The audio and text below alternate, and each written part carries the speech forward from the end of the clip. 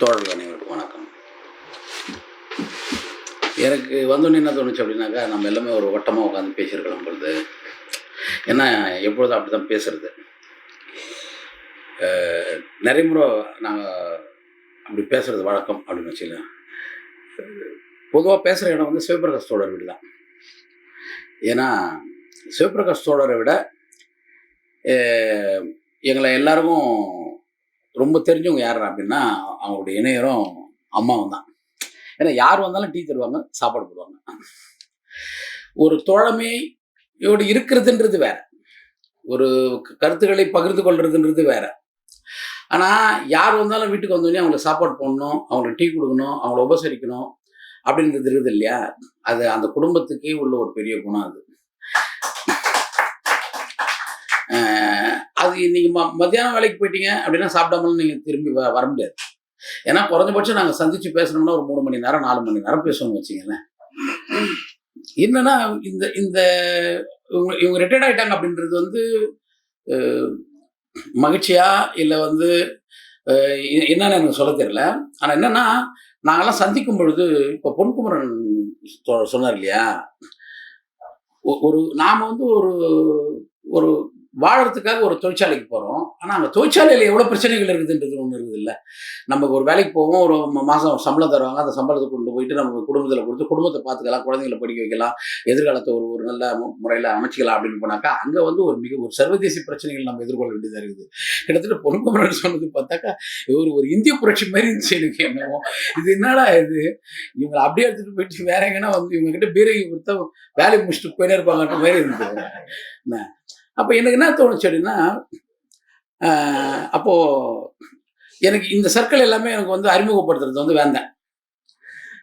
ஏன்னா நான் காட்டூரில் வந்து எங்கள் ஊரில் இருந்து நான் வரேன். இப்போது திரும்பவும் வேந்தனை தான் வந்து எனக்கு முதல்ல அறிமுகமாகறாங்க இந்த தலித் பாலிடிக்ஸ் பேசுறதுல.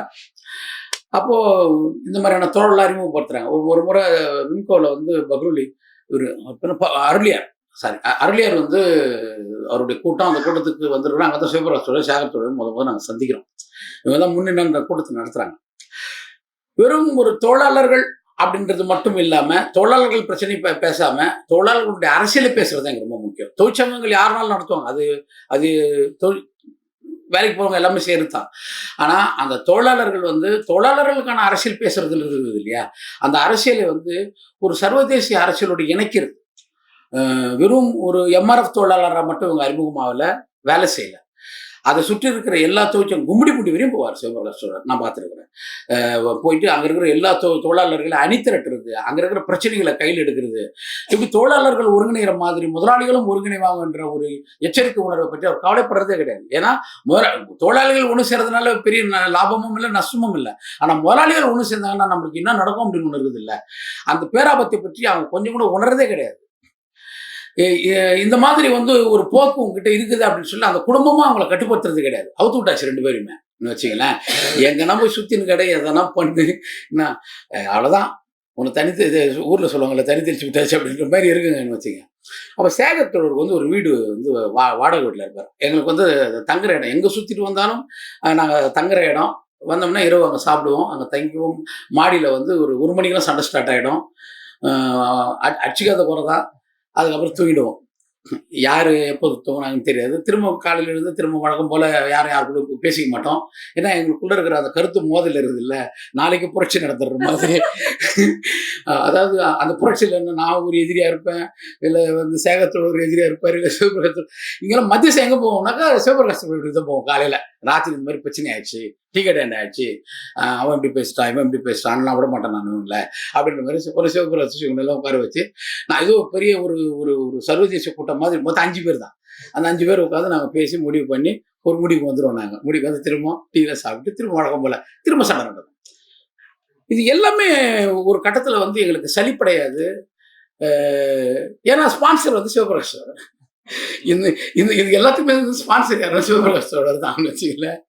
அந்த குடும்பம்னு வச்சுங்க, கை செலவு காசு வந்து சேகரத்தோட எங்களுக்கு போக்குவரத்து செலவு பார்த்துக்குது இதெல்லாம் இவங்க நாங்கள் எல்லாமே. ஆனால் எல்லாருக்கும் ஒரு இலக்கு இருந்தது, ஒரு ஒரு ஒரு லட்சியம் இருந்துச்சு. ஆனால் இன்ன வரைக்கும் அது நிறைவேறலைன்ற ஒரு துயரம் வந்து எல்லாருக்குமே இருக்குது. ஏன்னா நாம் எந்த அளவுக்கு சோர்வடைஞ்சிருக்கிறோம் அப்படின்றத வந்து நாங்கள் இப்போ முன்ன மாதிரி சந்திச்சிக்கல அப்படின்றதுல இருக்குது. அந்த அந்த வருத்தம் இருக்குது. அது ஒரு வேதனையான ஒரு செய்தி அது. ஏன்னா நம்மளுடைய போராட்டங்கள், நம்மளுடைய ஒருங்கிணைவுகள்லாம் தொடர்ந்து வெற்றி பெற்று இருந்ததுனாக்கா, இந்த உறவுகள் இன்னும் இறுக்கமா இருக்கும். தொடர்ந்து நம்ம பேசியிருந்திருக்கோம். நாங்களாம் சினிமாவுக்கு போயிருக்க மாட்டோம்னு வச்சுக்கங்களேன். ஏன்னா எனக்கு அது முதன்மையானதா இல்ல. மக்கள்கிட்ட போய் வேலை செய்றது தான் எனக்கு முதன்மையா இருந்துச்சு. சினிமாவுக்கு போகணுன்றது தேவை எனக்கு இல்லவே இல்ல. ஏன்னா என்னோட தேவைகள் எல்லாமே நான் அப்பலாம் வந்து நம்ம வந்து முழு நேர பணியாளர் மாரி நாங்க வேலை செய்வோம். நானு, வேந்தன், திருமாலாம் வந்து அப்படிதான் வேலை செய்வோம். யாராவது தான் எங்களுக்கு வந்து பொருளாதார உதவி செய்யணும். ஒரு ஒரு உதாரணம் அப்படின்னா, ஒரு முறை நான் வந்து ஒரு மிக முக்கியமான பிரச்சனையில நான் வெளிய போயிட்டேன். வெளியே அப்போ நான் வந்து விம்கோட வாடகைக்கு இருக்கிறேன். எங்கள் வீட்டில் கொஞ்சம் சில மரத்தம் குடும்பத்தோட வந்து வாடகையில் இருக்கிறேன். அப்போ தான் என் பையனுக்கு வந்து 3வது பையனுக்கு அவனுக்கு தான் ஃபிட்ஸ் வந்துடுச்சு. அப்போ எனக்கு சொல்கிறாங்க, அந்த மாதிரி ஃபிட்ஸ் வந்துடுச்சு உங்கள் பையனுக்கு அப்படின்னு சொன்னாங்க. நாங்கள் வந்து எங்களை வந்து ஒரு மண்டபத்தில் கைது பண்ணி வச்சிருக்கிறாங்க. சரி என்ன பண்ணுறது எனக்கு தெரியல. ஆனால் தகவல் மட்டும் வந்துச்சு என் பையனுக்கு ஃபிட்ஸ் வந்துச்சு. சரி என்ன பண்ணுறோம் அப்படின்னா, நான் அதுக்கப்புறம் கொஞ்சம் எல்லாரையும் சொல்லிட்டு நான் கிளம்பி வந்துட்டேன். வீட்டுக்கு ஒரு 5 மணிக்கு நான் வீட்டுக்கு வந்துன்னு இருக்கிறேன். வீட்டில் யாரும் இல்லை. அப்புறம் எல்லாரும் கேட்குறேன். ஆனால் சிவபிரகாஷோட என் பையனை கூப்பிட்டு போய் என் குழந்தையும் மனைவி கூப்பிட்டு போயிட்டு ஏழு ஹாஸ்பிட்டல் அட்மிட் பண்ணி என் பையன் குணமாட்டான். அப்போது இவ்வளோ பெரிய பாதுகாப்பு அரணா இவங்கெல்லாம் இருந்தாங்க. வெறும் இவங்க வந்து குடும்பத்துக்கு உழைக்கல. அதுதான் ரொம்ப முக்கியமானது. இந்த 2 பேருமே வந்து குடும்பத்துக்கு உழைக்கல. இந்த சமூகத்தை உழைச்சிருக்கிறாங்க. இவங்களுடைய மொத்த உழைப்பும், உடல் உழைப்பும் சரி, பொருளாதாரமும் சரி, 24 மணி நேரம் இந்த சமூகத்துக்காக போராடுறவங்க, சமூகத்தை பற்றி கவலைப்படுறவங்களுக்கு 24 மணி நேரம் அங்கே புத்தகம் வாங்கி கொடுக்கணும் தொடர், இங்கே இந்த மாதிரி திருமணம் இருக்குது அவங்களுக்கு கடன் வாங்கி கொடுக்கணும் தொடர், இப்படிதான் பேசுவாங்களே ஒழிய ஒரு நாளும் வந்து ஒரு வீடு வைக்கணும், நான் வந்து ஒரு அதாவது சௌகரியமான வாழ்க்கை நான் இது வரைக்கும் அவங்க கிட்ட நான் பார்த்ததே கிடையாது. அந்த பெண்களும் அவங்கள அது மாதிரி நச்சரிச்சது இல்லை. அப்படிதான் நினைக்கிறேன். அதோட அப்படிதான் நான் பார்த்துருக்கிறேன். ஏன்னா இவங்களை விட தியாகிங்க அவங்க. அறம் படத்துல வந்து நான் வந்து என்ன நிறைய பேர் சொன்னாங்க என்கிட்ட, ஏன் மதிவதனின் பேர் வச்சுங்க அப்படின்னு. எனக்கு பிரபாகரனோட மதிவதனி தான் வந்து மிகப்பெரிய போராளியை நான் பார்க்குறேன். ஏன்னா தன் கணவனுடைய மொத்த போராட்டத்தையும் வந்து ஒரு பெண் வந்து சுமக்கிறது இருக்குது இல்லை, அதை வந்து இந்த வீட்டில் இருக்கிற பெண்கள் மொத்த பேரும் சுமந்தாங்கன்னு தான் நான் சொல்லுவேன். ஏன்னா இவங்கள விட அவங்க தான் ரொம்ப முக்கியமானவங்க. சலிக்கவும் மாட்டாங்க. யார் வந்தாலும் டீ கொடுக்குறதுல இருந்து சாப்பாடு போடுறதுல இருந்து என்ன இருக்கிற வேலை வெட்டி விட்டு ஏன் உட்காந்து மாடியில் போய் உட்காந்து பேசிக்கிறீங்க, ஏன்னா உங்களுக்கு வேற வேலை இல்லை, இப்படிலாம் கேட்கவும் மாட்டாங்க. ஏன்னா இதுவே மிகப்பெரிய இந்த அனுமதியே மிகப்பெரிய அரசியல் புரிதல் அப்படின்னு நான் நம்புறேன். அப்படிதான் இந்த மாதிரி தான் இருந்தாங்க. ஒவ்வொரு நாளும் இவங்க வந்து எல்லாருக்காகவும் இவங்க வந்து தன்னை அர்ப்பணிச்சுக்கிட்டாங்க. இது திரும்ப திரும்ப பேசுறது எனக்கு என்ன தோணுதுனாக்கா, அவங்க முகத்துக்கு நேரம் பேசக்கூடாது அப்படின்னு நான் நினைக்கிறேன். இது நம்ம வேற இடத்துல பேசணும். அதனால தான் சொன்னேன், நம்ம ரொம்ப வட்டமாக உட்காந்து பேசியிருக்கலாம், ஒரு சின்ன ஒரு கலந்துரையாடல் இருந்திருக்கலாம் அப்படின்னு தான். அதாவது ஒரு நிறுவனத்திலேருந்து வெளியே வந்தாங்க இல்லையே ஒழிய சமூகத்திலேருந்து வெளியே வரல. இதுதான் இவங்க. இப்போ இவங்க நிறுவனத்தில் இருக்கும்போது இவங்க வந்து ரிட்டையர்ட் ஆன கதை தான். அவங்க அப்பவே இவங்க எப்போ வேலைக்கு போனாங்க, இவர் சொல்லிருக்காருல நிறைய, இவங்க எங்க வேலைக்கு போனாங்க, எனக்கு தெரியும் இவங்க வேலையெல்லாம் போகவே இல்லை. இவங்க வந்து உள்ள போயிட்டு வெளியே போயிடுவாங்க. இவங்களை இவ்வளவு நாள் வச்சிருந்த பெரிய விஷயம் அந்த கம்பெனி. எப்ப தெத்திருக்கணும் இவங்க எல்லாரும் என்ன, அந்த மாதிரி ஆட்கள் இவங்க 24 மணி நேரம் எங்கன்னா இருப்பாங்க, எங்கன்னா வேலை செஞ்சுட்டு இருப்பாங்க. அவ்வளவுதான். நம்ம எங்கேயாவது ரொம்ப தைரியமா நம்ம இப்போ சொன்னார்ல பொண்ணுக்குறேன், நான் ஒரு சிவபிரகாஷ்ன்ற தைரியத்துல நான் போயிட்டேன் அப்படின்ற, எங்கேயாவது போய் ஏதாவது பண்ணிட்டு ஒரு போன் வச்சா வந்து நிற்பாங்க.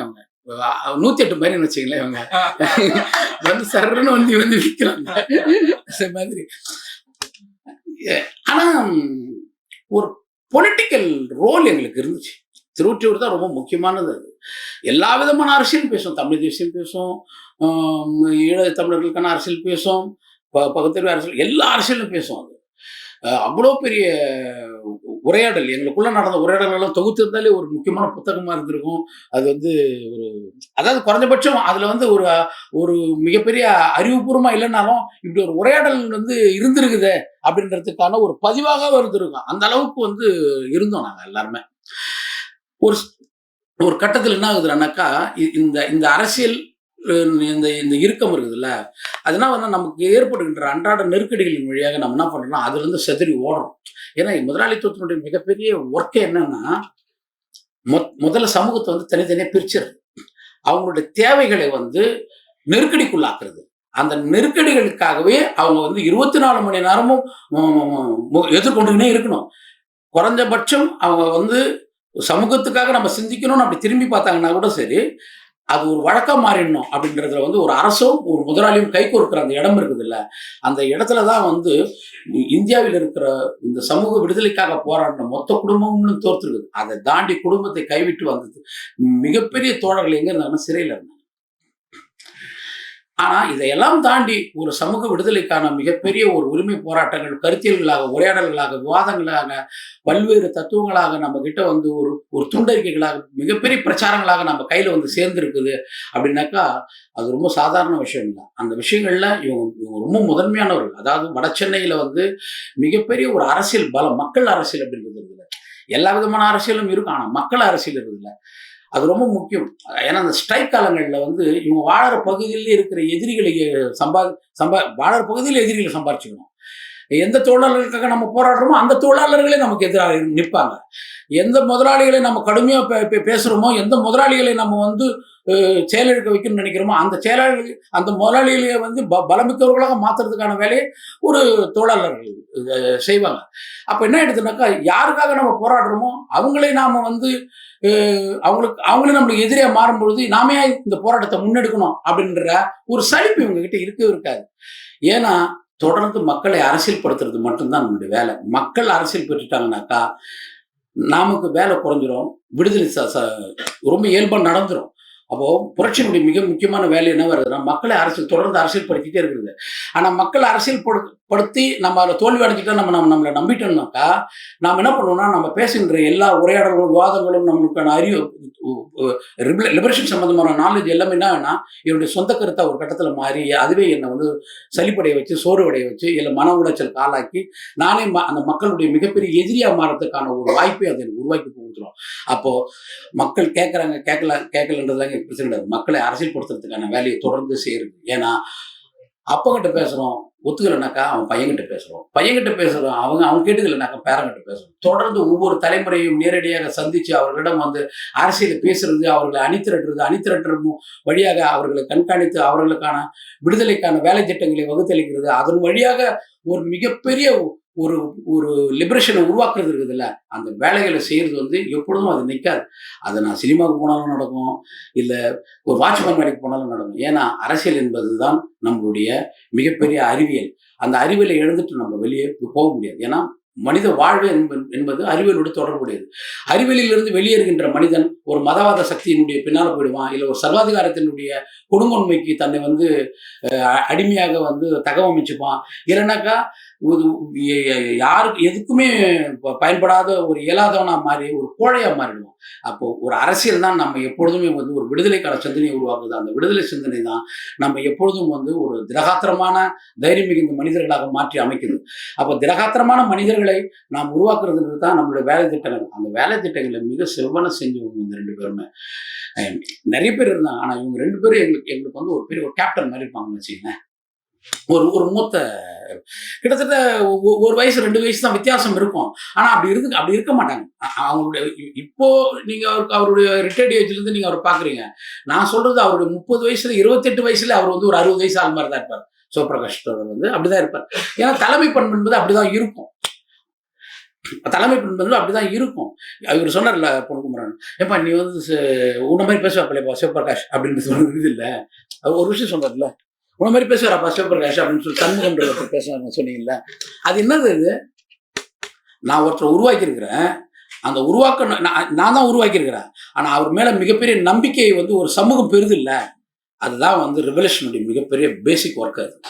அதுக்கப்புறம் அது என்ன பண்ணுகிறான்னாக்கா, யாரும் அதை நம்ப மாட்டேங்குது. அதுக்கப்புறம் யார் உருவாக்கணும் அவனே வந்தா கூட ஏப்பா இவரப்பா அப்படின்னு சந்தேகப்படுற அளவுக்கு அது இருக்குது. அதுக்கப்புறம் அந்த நபரை அதை சந்திச்சதுக்கு அப்புறம் ஓஹோ இதுல இருந்து இருக்கிற ஒரு சின்ன துண்டு தானே இது, இந்த துண்டு இந்த பாடுபடுத்துறேனாக்கா அப்ப இது எப்படி இருக்கும் அப்படின்ற ஒரு இது உருவாக்குது இல்ல. இதுதான் இப்ப நான் நம்மளை உருவாக்குற மார்க்ஸ், அம்பேத்கர், பெரியார் இவங்களாம் நம்மளை உருவாக்குனாங்க அப்படி இல்லையா? அப்ப மார்க்ஸை நம்ம எப்படி பார்ப்போம், அம்பேத்கர் நம்ம எப்படி பார்ப்போம்? வெறும் மார்க்ஸ் வழியா தான் பார்க்க முடியும் அப்படி கிடையாது. அவங்களுடைய வேலை திட்டங்கள்ல இருந்தா நம்ம பார்க்குறோம். அப்போ அன்றாடம் நம்மோடு பழகுகின்ற மனிதர்கள் கிட்ட தான் நம்ம மார்க்ஸை சந்திக்கிறோம், பெரியாரை சந்திக்கிறோம், எல்லாருமே நம்ம சந்திக்கிறோம். அப்போ மார்க்ஸ் என்பவர் வெவ்வேறு வடிவங்கள்ல, வெவ்வேறு வேலை திட்டங்கள்ல, வெவ்வேறு உழைப்பின் வழியாக மக்களை அணுகிற அந்த சந்திப்பின் வழியாக, உரையாடல் வழியாக, விவாதத்தின் வழியாக நாம் தொடர்ந்து திரும்ப மார்க்ஸையும் பெரியாரையும் அம்பேத்கரை நாம் சந்தித்துக் கொண்டே இருக்கிறோம். இந்த சந்திப்பை நாம் எப்பொழுது இழக்கிறோமோ அப்போ நாம் தோல்வி அடைஞ்சிருவோம். ஆனால் இந்த சந்திப்பை எப்பொழுதும் தன்னுடைய அறிவில், தன்னுடைய தோற்றத்தில், தன்னுடைய உடல் உழைப்பில் எப்பொழுதுமே இவங்க பத்திரமா வச்சுருக்கிறாங்க. நான் பார்க்கும் போதெல்லாம் கருப்பு சட்டை போட்டிருக்கிறேன். அது கொள்கை. கருப்பு சட்டை இழக்கக்கூடாதுன்றது ஒரு கொள்கை. அந்த அந்த கொள்கையை வந்து நாம வந்து இப்ப நான் கருப்பு சட்டை போட்டுருக்கேன்னா கொள்கை இல்லை. எனக்கு கருப்பு சட்டை கருப்புடியுதுன்னு போட்டு இருக்கிறேன். ஆனா அவர் கருப்பு சட்டை போட்டுருக்காருன்னா கொள்கை. அது ஒரு நாளும் இழக்க மாட்டார். ஏன்னா நமக்கு வந்து வெவ்வேறு சட்டைகள் போடணும்னு ஒரு ஆசை இருக்கும்ல. அப்ப என்னன்னா கொள்கை நிறைய விஷயங்களை தியாகம் பண்ண வைக்கும். அந்த தியாகம் உங்களுக்கு தெரியவே தெரியாது. இப்ப நான் இப்படி நடந்து போகும்போது ஒரு சட்டையை பார்த்தா எனக்கு அது போடணும்னு ஆசையா இருக்கும். உடனே மறுநாள் அந்த சட்டை போடுவேன்ல. ஆனா கொள்கை வந்துச்சுனாக்கா எனக்கு அந்த சட்டை நல்லா தான் இருக்குது. ஆனா இருந்தாலும் நான் கருப்பு சட்டை தான் போடுவேன் அப்படின்ற ஒரு எண்ணம் இருக்குதுல்ல. அந்த தியாகம் தான். அது ஒரு தியாகம். அது ஒரு விதமான தியாகம். அது தெரியாது. நம்மளுடைய சப்கான்சியஸ்ல இருக்கும். அதை நீங்க வந்து ரொம்ப எளிமையா கடந்து போவீங்க. ஆனா அது கடக்க முடியாத அளவுக்கு இறுக்கமாக அது அப்படி நம்ம கிட்ட வந்து தேங்கி நிற்கும். அது ரொம்ப முக்கியமானது. அது வெறும் ஒரு கருப்பு சட்டையா அதை நம்ம கவனிக்க கூடாது. அது ஒரு கோட்பாடா அதை நம்ம கவனிச்சிட்டோம்னாக்கா தான் அந்த கருப்பு சட்டையுடைய வீரியம் தெரியும்ல. அதுதான் அது. அதே மாதிரி ஆனா அப்படி நேர்மாறா இருப்பார் சிவபிரகாஷ் சொல்றாரு. இதுதான் போடணும், இப்படிதான் இருக்கணும், அப்படிலாம் அந்த வரையறைகள்லாம் மீறாது. எது வரையறைகளை மீறுதோ அதுதான் மிகப்பெரிய வரையறைகளோடு இருக்கும். அது பைபிள்ல ஒரு வாசகம் இருக்கும். தன் குருவை மிஞ்சிய சீடன் தன் குருவை போலவே இருப்பான் அப்படின்னு பைபிள் ஒரு வாசகம் இருக்கும். எவன் குருவை மிஞ்சணும்னு நினைக்கிறானோ அவன் மட்டும்தான் குருவு மாதிரி இருப்பான். எவன் மார்க்ஸ் மீறணும்னு நினைக்கிறானோ அவன் தான் மார்க்ஸ். எவன் அம்பேத்கர் மீறணும்னு நினைக்கிறானோ அவன் தான் அம்பேத்கர். எவன் பெரியார் மீறணும்னு நினைக்கிறான் அவன் தான் பெரியார். நான் அம்பேத்கர் கீழே, நான் அம்பேத்கருக்கு மார்க்ஸ் கீழே அப்படின்னாக்கா அவங்க ஒருபோதும் மார்க்ஸை தொட மாட்டாங்க. ஏன்னா மார்க்ஸை நீ தொட்டுட்டு கடந்து போகும்போது தான் நீ மிகப்பெரிய ஒரு புதுவுடைமையாளராக மாற முடியும். அப்போ மிகப்பெரிய ஒரு வீரியமான ஒரு வித்துகளாக அந்த பகுதிகளில் இவர்களுடைய வேலை திட்டங்கள் என்பது அவ்வளவு பயங்கரமா இருந்துச்சு. இவர் சொன்னார்ல, நாங்கள் ஒரு தொழிற்சங்கம் ஆரம்பிச்சோம், அந்த தொழிலாளர் சீரமைப்பு இயக்கம்னு பேர் வச்ச உடனே ஒரு விதமான ஒரு அந்த கம்பெனிக்குள்ளே ஒரு அச்சுறுத்தல், ஒரு அதிர்வு ஏற்பட்டு சொல்றதுல கோட்பாடு. எப்பயுமே நம்மளை பார்த்தா ஒருத்தன் பயப்படுறான்னாக்கா அது நம்ம கிட்ட இருக்கிற கொள்கை, நம்ம கிட்ட இருக்கிற வேலை திட்டங்கள், நாம யாரை எதிர்க்க போறோம் அப்படின்ற அந்த நெஞ்சுறுதி இருக்குது இல்ல. நான் ஒரு முதலாளியை எதிர்க்க போறேன். ஏன்னா முதலாளியை நம்ம எதிர்க்க முடியுமா அப்படின்ற கேள்வியோடு அவன் சொல்ற வேலைகள் எல்லாம் கடுமையாக ஒரு அடிமை போல வேலை செஞ்சிருக்க தொழிலாளி மத்தியில அவன் கம்பெனியில நான் வேலை செஞ்சுக்கிட்டு அவனை நான் எதிர்ப்பேன் அப்படின்ற ஒரு இடம் இருக்குது இல்ல. அந்த இடத்துலதான் அவங்க ஒரு மிகப்பெரிய ஜனநாயக சக்திகளா இருக்கிறாங்க. ஜனநாயக சக்திகள் யாரை பார்த்தாலும் பயப்பட மாட்டாங்க. ஜனநாயக சக்திகளுக்கு எப்பொழுதுமே வந்து எதன் மீதும் அச்சம் கிடையாது. ஜனநாயக சக்திகளுக்கு ஒரே ஒரு நபர் மீது தான் அவங்களுக்கு அச்சம் இருக்கும். யாருன்னா இன்னொரு ஜனநாயக சக்திகள் மீது வந்து அவங்க அச்சம் இருக்கும். அவங்களை இழக்கக்கூடாதுன்றதுல அவங்க ரொம்ப உறுதியா இருப்பாங்க. அவங்களுக்காக தன்னை இழக்கிறதுக்கு அவங்க தயாரா இருப்பாங்க. ஒரு மிகப்பெரிய ஜனநாயக சிந்தனையை கொண்ட ஒரு மிக அற்புதமான தொழிலாளர்கள், அந்த மிகப்பெரிய ஜனநாயக சிந்தனை கொண்ட அந்த அற்புதமான 2 தொழிலாளர்கள் திருவொற்றூர் பகுதியில் எண்ணற்ற ஜனநாயக சக்திகளை உருவாக்குறாங்க. அது தமிழ் தேசியம் பேசிச்சு, தலித்தியம் பேசிச்சு, பௌத்தம் பேசிச்சு, பெரியாரியம் பேசிச்சு, என்னன்னாலும் பேசும் அது. ஆனால் மக்கள் விடுதலையை அதனுடைய இறுதி மூச்சாக அது கடைசி வரைக்கும் சமரசம் இல்லாமல் இருந்துச்சு. இது வரைக்கும் ஒரு நேர்மையை நாங்கள் இவங்க கிட்ட கற்றுக்கிட்டோம். இன்னைக்கு கூட நான் வந்து சமீபத்தில் வந்து எங்கள் ஊரில் வந்து மண் அள்ளுறதுக்கான வேலைகள் செய்கிறாங்க. ஏரிக்குள்ள நாங்கள் வந்து எடுக்கக்கூடாது, சுற்று வட்டாரங்கள்லாம் எடுக்கிறாங்க, நாங்கள் தடுக்கிறோம். எனக்கு லட்சக்கணக்கில் எனக்கு வந்து பேரம் பேசப்பட்டுச்சு. இவ்வளோ பணம் தரோம், நீங்கள் அந்த மண் எடுக்கக்கூடாது அப்படின்னு சொல்லி பேசினாங்க. நாங்கள் சொன்னோம், ஏன்னா நாங்கள் இங்கே கற்றுக்கிட்டோம், எங்கள் ஸ்கூல் அப்படி, நாங்கள் வாழ்ந்த இடங்கள் அப்படி என்ன, அவ்வளோ பெரிய வறுமைகளில் நாங்கள் இருந்தோம். ஆனால் அந்த வறுமைகள்லையும் நேர்மையாக வாழறதுன்றது தான் ஒரு மிகப்பெரிய அரசியல் வேலை திட்டங்களில் ஒன்று. இப்போ நான் சமீபத்தில் ஒரு புத்தகம், நாமே நேர்மையாக இருக்க வேண்டும் அப்படின்னு ஒரு புத்தகம் நான் எழுதியிருக்கேன், தொகுத்திருக்கிறேன். அதனுடைய அர்த்தமே, அதனுடைய பொருள் என்னன்னாக்கா, நேர்மையாக இருக்கிறது குணத்தோடோ பண்போடு சம்மந்தப்பட்டது கிடையாது. அது ஒரு லிபரேஷன் மூவ்மெண்ட்ல அது ஒரு ப்ரோக்ராம். நீ நேர்மையாக இல்லைன்னு வச்சுக்கேன், எதிரி ஈஸியா உன்னை வந்து வசப்படுத்திடுவான். எதிரி ஈஸியா உன்னுடைய அமைப்பை வந்து சிதறடிச்சிருவான். எதிரி ஈஸியா உன் கோட்பாட்டை வந்து என்ன பண்ணணும்னா நீர்த்து போக செஞ்சிருவான். அப்போ நேர்மையா இருக்கணும் அப்படின்றது வந்து ரொம்ப முக்கியமானது. அப்போ நேர்மை அப்படின்பது நம்மளுடைய வேலை திட்டங்களில் ஒன்னே ஒழிய அது என்னுடைய குணம்பா அப்படி கிடையாது. அந்த வேலை திட்டங்களாக வாழ்ந்தவர்கள் இது தப்பு செய்வாங்க. அது அது வந்து ரொம்ப இயல்பு. யாருனாலும் தப்பு செய்வாங்க. அதை பற்றி நம்ம வந்து கவலைப்பட தேவையில்லை. ஆனால் அது கோட்பாட்டுக்கான துரோகமா இருக்காது. ஒரு ஒரு ஒரு அச்சுறுத்தலின் பேரில் ஒரு ஏதாவது ஒரு ஒரு இடத்துல ஒரு பிழை நடக்கும். ஆனால் அந்த பிழையை தாண்டி திரும்பவும் எங்கே அவங்க போய் சேரணும்னு நினைச்சாலும் அந்த இடத்துக்கு வந்து சேர்ந்துருவாங்க திரும்பவும். அந்த இடத்த அவங்க சேரும்பொழுது தான் திரும்பவும் தோழர்களாக நம்மோட கை கோர்த்துக் கொள்கிறார்கள். அது மாதிரி எண்ணற்ற தோழர் நம்ம கூட இருக்கிறாங்க. அதில் வந்து இன்னைக்கு வந்து ஒரு ஒரு அந்த நிறுவனத்தில் வந்து ஒரு மிகப்பெரிய ஒரு வெறும் தொழிலாளர்களுக்கான தேவைகளை மட்டுமே பேசுகின்ற ஒரு தொழிற்சங்கவாதிகளாக இல்லாமல் அந்த தொழிலாளர்கள் ஒரு மிகப்பெரிய ஜனநாயக சக்திகளாக மாறணும் அப்படின்றதுக்கான மிகப்பெரிய அரசியல் வேலை திட்டத்தை அந்த தொழிலாளர்களுக்கு கற்றுக் கொடுத்தவர்களுக்கு 2 பேருமே அவங்க கத்துக்கினாங்களா, கத்துக்கலையா, இல்ல அது கடைபிடிச்சாங்களா வாழ்நாள்ல, தன் பிள்ளைகளுக்கு அதை கடத்தினாங்களா அப்படின்றத பற்றிலாம் இங்க கவலை இல்லை. ஆனால் என்னை பொறுத்த வரைக்கும் உனக்கு மிகப்பெரிய அரசியல் விடுதலை அரசியலை கற்றுக் கொடுப்பது என்னுடைய பணி. அதை நான் தொடர்ந்து செஞ்சுனே இருப்பேன். அது தொழிலாளராக இருந்தாலும் செய்வேன். அதுல இருந்து நான் வெளியேறினாலும் நான் செஞ்சுட்டு தான் இருப்பேன். ஏன்னா மக்களுக்கு அரசியல் படுத்துவது என்பது என்னுடைய கடமை. அந்த கடமையிலிருந்து நான் ஒருபோதும் விலகி நிற்க மாட்டேன். ஏனென்றால் பிள்ளைகளுக்கு நாம் எப்போ நம்ம சொத்து சேர்க்கிறோமோ இல்லையோ, நம்ம பிள்ளைகளை அரசியல் படுத்த சொல்றாங்கல்ல, கல்வி கொடு குழந்தைகளுக்கு யாரும் பிடுங்க மாட்டாங்க அப்படின்னு சொல்றாங்கல்ல. அரசியல் கல்வி அதை விட இன்னும் அரசியல் கல்வி நிலத்தை யாரும் கொடுக்க மாட்டாங்க. இது ரொம்ப முக்கியமான உரிமைகளை யாரும் கொடுக்க மாட்டாங்க. உங்களுடைய அதிகாரத்தை யாரும் கொடுக்க மாட்டாங்க. மிகப்பெரிய அரசியல் கல்விகளை அவர்கள் கொடுத்தாங்க. அவருடைய விளைவுதான் அந்த குழந்தைகளை அவங்களுடைய குழந்தைகளை நீங்க பார்க்கணும். அது ரொம்ப முக்கியம். அவங்க வளர்த்த குழந்தைகளை நீங்க பார்த்தீங்கன்னாக்கா அவ்வளவு பண்பு நிறைந்ததா இருக்கும். இது ரொம்ப முக்கியம். ஏன்னா பண்பானவர்களுடைய குழந்தைகள் குடும்பங்கள் பண்பு நிறைந்ததா இருக்கும். அந்த அடிப்படையில் எப்பொழுதுமே வந்து என்னுடைய அதான் சொல்றேன்னா அதை நான் சொல்லும் அவ்வளோ பெரிய அவங்க நினைச்சாலே எனக்கு வந்து அவ்வளோ பெரிய அன்பு இருக்கும். ஆனா ரொம்ப மோசமா திட்டுவோம், விமர்சனம் பண்ணுவோம். அதெல்லாம் நீங்க கேட்டீங்கன்னாக்கா டேய் நீடா இப்படி பேசுறன்ற மாதிரிலாம் இருக்கும். ஆனா அது வேற இது வேற. அரசியலோடு அவங்களுக்கு இணையாக என்னை இது வரைக்கும் நான் யாரையும் நான் பார்க்கல. ஏன்னா எங்களெல்லாம் அரசியல் படுத்துறவங்க, என்னை எல்லாம் நேர்மையாக சிந்திக்க வச்சவங்க இவங்க. இவங்க வந்து ரிட்டையர்ட் கிடையாது. எப்போ இவங்க ரிட்டையர்ட் ஆவாங்க? எப்பொழுதுமே ரிட்டையர்ட் ஆக மாட்டாங்க. அவ்வளவுதான்.